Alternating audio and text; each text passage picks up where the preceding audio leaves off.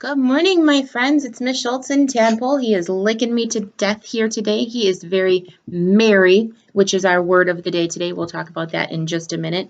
He's kind of excited. The grooming salon has finally been able to open, so hopefully soon he can get a haircut. I know they're really behind, so we're going to wait in our turn and not try to push ahead because that is the respectful thing to do. So yes, he would really like a haircut, but we will wait until it is our turn. So look for him to have a new do, hopefully soon. So merry is our word of the day. Sorry, gotta get it up in the screen.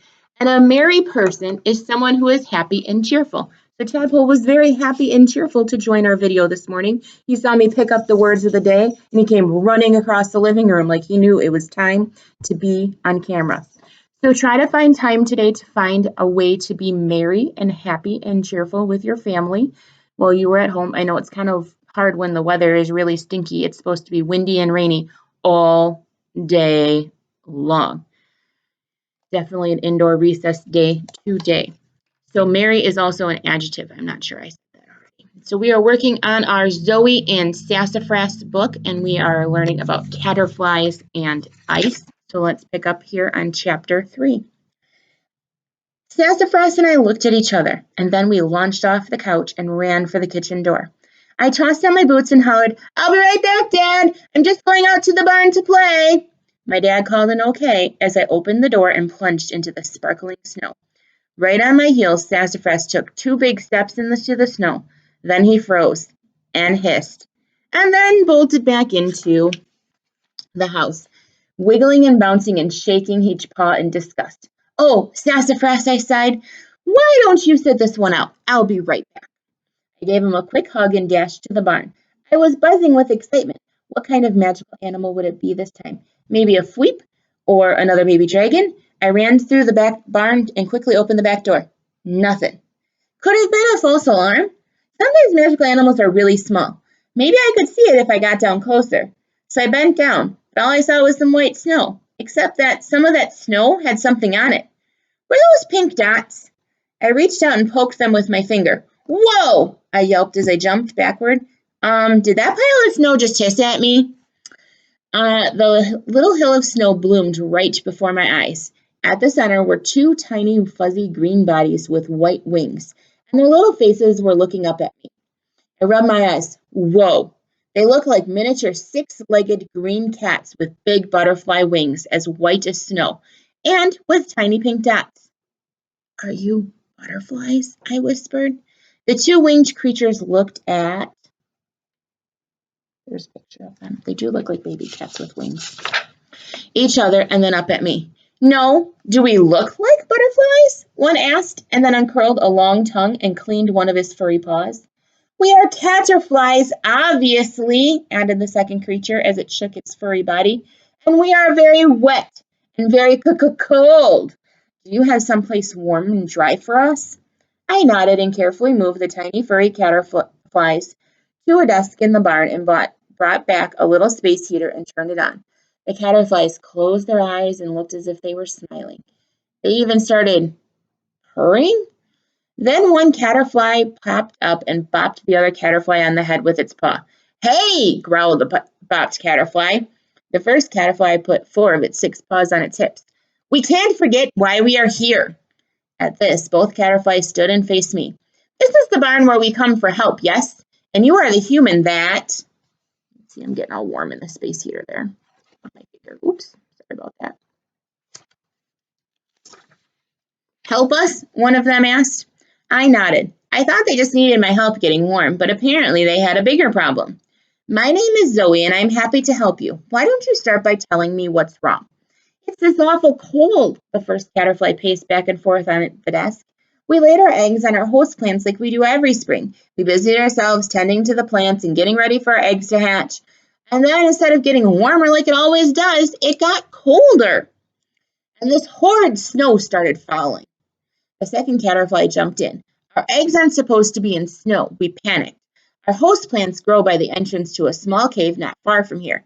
So we decided to move the eggs into the cave to keep them warm." "A small cave not far from here?" Oh, I was pretty sure I knew what cave they were talking about. I looked more closely at the patterns of their bodies, the colors of their bodies, and the patterns on their wings, and realized something. Is your host plant catnip? I asked. But of course, replied the second caterfly. The caterflies looked like the catnip plants and flowers, so they could easily hide from predators. What great camouflage! They really did look like the catnip that grew by that cave.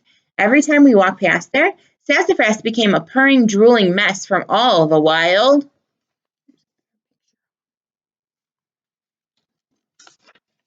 catnip. We hadn't been there since summer because it can get a bit muddy and the mud is slippery. I'd often wished the cave was big enough for me to go inside, but it was small, about the size of sassafras. I worried that if I poked my arm inside, I'd scare something that might bite me. The first caterfly cleared its throat to get my attention. After we moved the eggs into the cave, I pointed out that predators might look for caves to keep warm, and they'd eat our eggs if they found them. And then I had the idea to hide the eggs behind a little waterfall, the second caterfly whispered as it hung its head sadly. The first caterfly lovingly bumped its head against the second, who clearly felt bad about whatever happened with the waterfall. It wasn't your fault, it said to its friend. Hey, I interrupted both of them. Wait, there's a waterfall inside the cave? And look, what happened? Looking back at me, the first caterfly continued. At the back of the cave, a small waterfall runs out to the plants. It's probably why our host plants grow so well there. We found a little nook in the rocks behind the falling water and hid the eggs there. We figured no predator would look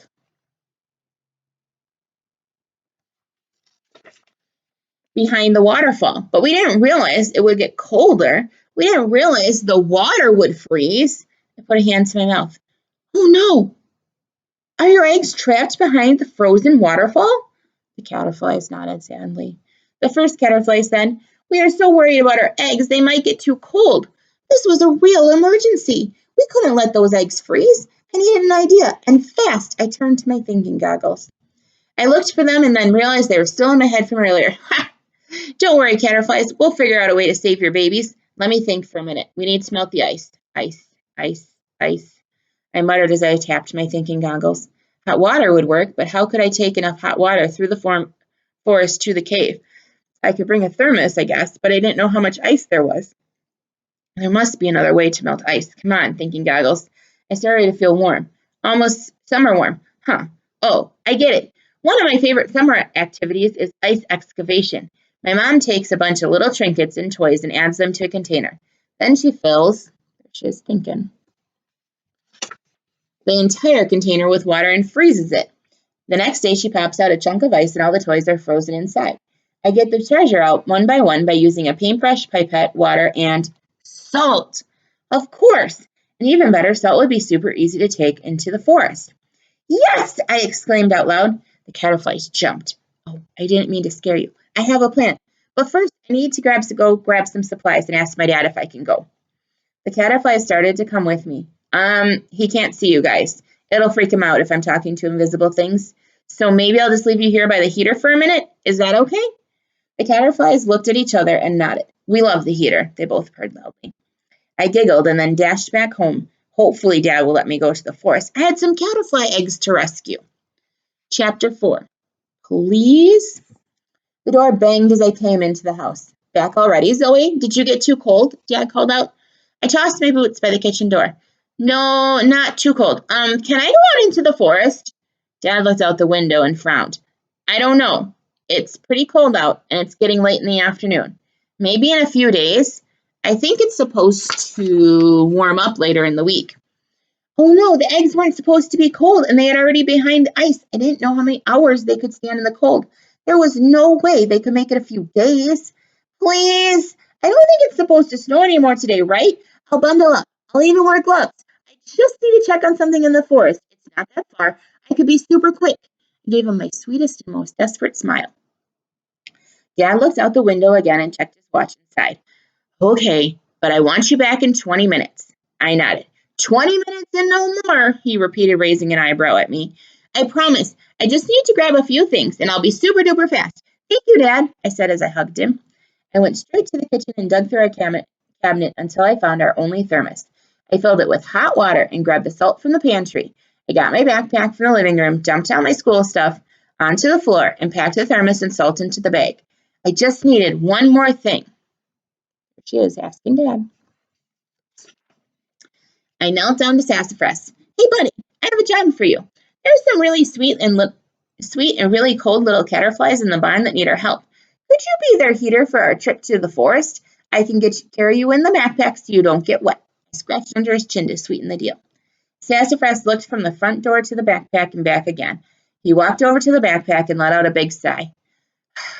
Backpack ride it is! I shoved one of my sweaters into the backpack to make it more cushion for Sassafras, and then squeezed him in. I left the top part unzipped so he could see, and then slowly put the backpack full of cat, salt, and water. Oof, that was heavy. Good thing I was strong. Now all we need are the Caterflies, I whispered over my shoulder and tromped through the snow to the barn. I don't know if I could put Tadpole in a backpack and if he would sit there that nicely, and he'd be really heavy to carry at his chunky 12 pounds. I will see you all tomorrow. Hopefully it is a better and sunny day. Stay safe, stay warm, stay dry, stay healthy. Love you. We'll see you later. Hi, air hugs to everybody.